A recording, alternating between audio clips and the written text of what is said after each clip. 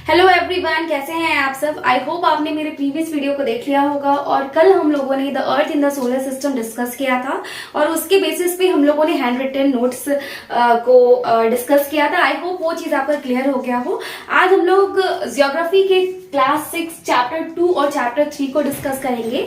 हमारा चैप्टर 2 है ग्लोब, जिसमें लैटिट्यूड एंड लॉन्गिट्यूड के बारे में हमें डिस्कस करना है और मोशन ऑफ द अर्थ। क्योंकि हम लोग एग्जामिनेशन की तैयारी कर रहे हैं तो हम लोग डेफिनेशंस के गो थ्रू नहीं करेंगे, हम केवल इंपॉर्टेंट पॉइंट्स को डिस्कस करेंगे। इंपॉर्टेंट पॉइंट्स को डिस्कस करने से हमारा कॉन्सेप्ट भी क्लियर होगा और यही सारे क्वेश्चंस हमारे एग्जाम्स में पूछे भी जाते हैं। तो चलिए बिना देरी के हम लोग स्टार्ट करते हैं और सबसे पहले पॉइंट को डिस्कस करते हैं। सबसे पहले तो ये बहुत ही इंपॉर्टेंट क्वेश्चन है कि अर्थ जो है वो कैसे घूमता है, ईस्ट से वेस्ट घूमता है या वेस्ट से ईस्ट घूमता है। तो अगर एग्जाम में आपको पूछेगा कि अर्थ मूव्स कैसे करता है, कौन से डायरेक्शन में, तो आप आंसर लगाओगे वेस्ट टू ईस्ट। कौन सा लगाओगे? वेस्ट टू ईस्ट ही लगाना है आपको, ठीक है। All circles from equator up to poles are called parallels of latitude। जितने भी सर्कल्स इक्वेटर से पोल की तरफ जाते हैं, जितने भी सर्कल इक्वेटर से पोल्स की तरफ जाते हैं, उन्हें हम कहते हैं पैरेलल्स ऑफ लैटिट्यूड। ठीक है, क्या बोलते हैं? Parallels of latitude. इसको क्या करना है, ये सारे पॉइंट्स को आपको बस सुनना है, नोट नहीं करना। अगर आप नोट्स करना चाहते हैं तो कर सकते हैं, अदरवाइज बहुत लंबा वीडियो नहीं होगा। छोटे छोटे वीडियोस में मैंने कोशिश किया है सारे पॉइंट्स को क्लियर करने का, ताकि आपका भी समय बचे और हम भी अच्छे से करवा पाए, ठीक है। The equator represent 0 degree latitude. ये बहुत ही इंपॉर्टेंट क्वेश्चन है, इसको वीवीआई हम कह सकते हैं कि जो इक्वेटर है वो किस लैटिट्यूड को शो करता है, तो आपका आंसर है 0 डिग्री। इससे भी ज्यादा ये इंपॉर्टेंट है, टोंगा आइलैंड कहाँ है? टोंगा आइलैंड है आपका पैसिफिक ओशन। ये भी वीवीआई क्वेश्चन है, इसको भी आपको याद रखना है कि टोंगा आइलैंड कहाँ है? पैसिफिक ओशन में। मॉरिशस आइलैंड कहाँ है? वो इंडियन ओशन में है। मॉरिशस आइलैंड कहाँ है? इंडियन ओशन में। कोशिश यही रहेगी कि क्लास में ही हम लोग याद करते चले। एक बार फिर से रिवीजन करते हैं। अर्थ जो है वो वेस्ट से ईस्ट घूमता है। जितने भी सर्कल्स होते हैं जो इक्वेटर से पोल की तरफ जाते हैं उनको पैरेलल्स ऑफ लैटिट्यूड कहते हैं, ठीक है। इक्वेटर जो है वो 0 डिग्री लैटिट्यूड को बताता है और टोंगा आइलैंड कहाँ है? Pacific ocean. बार बार मैं रिपीट कर रही हूँ कि टोंगा आइलैंड कहाँ है? Pacific ocean. इसको आप कंफर्म याद कर ही लेंगे, ठीक है। मॉरिशस आइलैंड कहाँ है? Indian ocean. मॉरिशस आइलैंड कहाँ है? Indian Ocean. Period of rotation, earth का जो एक रोटेशन का पीरियड होता है उसको अर्थ डे कहते हैं। इस चीज को भी आप ध्यान से रखेंगे। ये एनसीईआरटी से मैंने बहुत ही डीपली इसको निकाल के लिखा है। जो भी पीरियड होता है, वन रोटेशन जो अर्थ का होता है, उसे हम अर्थ डे कहते हैं, ठीक है। और 21 June longest day and shortest night, जिसे हम समर सोल्स्टाइस भी कहते हैं, happens in Tropic of Cancer, ठीक है।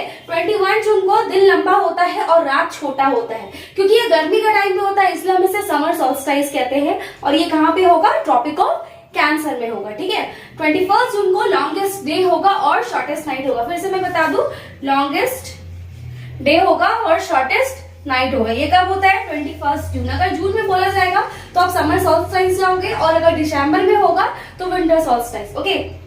दूसरा ये है on 22 December longer days and shorter night, जिसे हम क्या बोलेंगे? विंटर सोल्स्टाइस, ठीक है।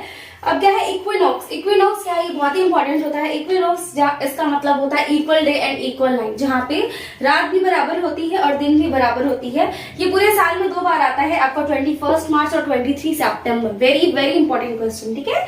इक्विनॉक्स क्या होता है? जो इक्वल डे और इक्वल नाइट जो साल में पूरे 2 बार आते हैं, 21 मार्च और 23 मार्च, ठीक है। 23 सितंबर, माय मिस्टेक, ठीक है। अब ये देखिए मैंने अर्थ का ये बनाया है डायग्राम। ये आपका फ्रिजिड जोन है, ये आर्कटिक सर्कल है, ट्रॉपिक ऑफ कैंसर है, ट्रॉपिक ऑफ कैप्रिकॉर्न है, अंटार्कटिक सर्कल है, ये फ्रिजिड जोन। सबका लैटिट्यूड मैंने लिख दिया है। फ्रिजिड जोन अगर नॉर्थ के साइड देखेंगे तो 66.5 डिग्री नॉर्थ होगा। आर्कटिक सर्कल आपको 23.5 डिग्री नॉर्थ होगा और ट्रॉपिक ऑफ कैंसर 0 डिग्री होगा, ठीक है। और ट्रॉपिक ऑफ कैप्रिकॉर्न, क्योंकि हम लोग नीचे की तरफ आ रहे हैं तो नीचे हमारा साउथ है। Tropic of Capricorn 23.5 degree south और अंटार्कटिक सर्कल क्या होगा? 66.5 डिग्री साउथ, ठीक है। अब इस चीज को आप ध्यान रखिए, फ्रिजिड जोन होता है वो बहुत ज्यादा ठंडा होता है, टेम्परेट जोन होता है मॉडरेट होता है, ठीक है। अब क्या है? The circle that divides the day from night on the globe is called circle of illumination. Circle of illumination क्या होता है? वो सर्कल जो अर्थ को रात से डिवाइड करता है ग्लोब पर। कहाँ पे डिवाइड करता है? ग्लोब पर। तो ये मैंने ग्लोब और आपका मोशन ऑफ अर्थ का जो भी इंपॉर्टेंट बेसिक पॉइंट्स था मैंने उसे लिखा और डिस्कस किया। आई होप आपको ये सारी चीजें क्लियर हो गए होंगे। बस आप इसे थोड़ा सा सुन लो, ये आपको ऑलरेडी याद हो जाएगा। फिर से मैं एक बार रिवाइज करा दूं, अर्थ जो है वो वेस्ट से ईस्ट जाता है। जितने भी सर्कल होते हैं इक्वेटर से पोल्स की तरफ, उनको पैरेलल्स ऑफ लैटिट्यूड कहते हैं। इक्वेटर किसको रिप्रेजेंट करता है? 0 डिग्री लैटिट्यूड को, ठीक है। टोंगा आइलैंड कहाँ है? टोंगा आइलैंड आपका है पैसिफिक ओशन में। और मॉरिशस आइलैंड कहाँ है? वो आपका इंडियन ओशन में, ठीक है। पीरियड ऑफ रोटेशन को हम क्या बोलते हैं? अर्थ डे बोलते हैं। 21 जून को लॉन्गेस्ट डे और शॉर्टेस्ट नाइट होता है, जिसको हम समर सोल्स्टाइस कहते हैं। अगर ये विंटर में होगा तो उसको विंटर सोल्स्टाइस कहेंगे, और विंटर सोल्स्टाइस हमारा 22 दिसंबर को होता है। इक्विनॉक्स क्या होता है? जहां इक्वल दिन और इक्वल रात होती है। पूरे दिन में, पूरे साल में कितने बार आता है? 2 बार आता है। कब आता है? 21 मार्च और 23 सितंबर। Okay, circle that divides the day from night on the globe, वो सर्कल जो दिन को रात से अलग करता है ग्लोब पे, उसे हम क्या कहते हैं? Circle of illumination. ये मैंने सर्कल का डायग्राम बनाया है। इसमें ये ट्रॉपिक ऑफ कैंसर है, आर्टिक सर्कल है, फ्रिजिड जोन है, tropic of Cancer, Antarctic circle, और ये भी frigid zone.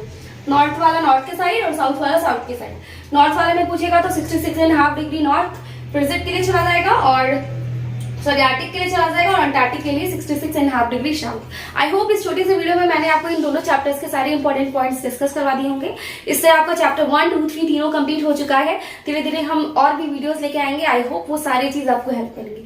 Please like, share and subscribe, और कमेंट करके जरूर बताइएगा कि आपको मेरे वीडियोस कैसे लगे। Have a good day.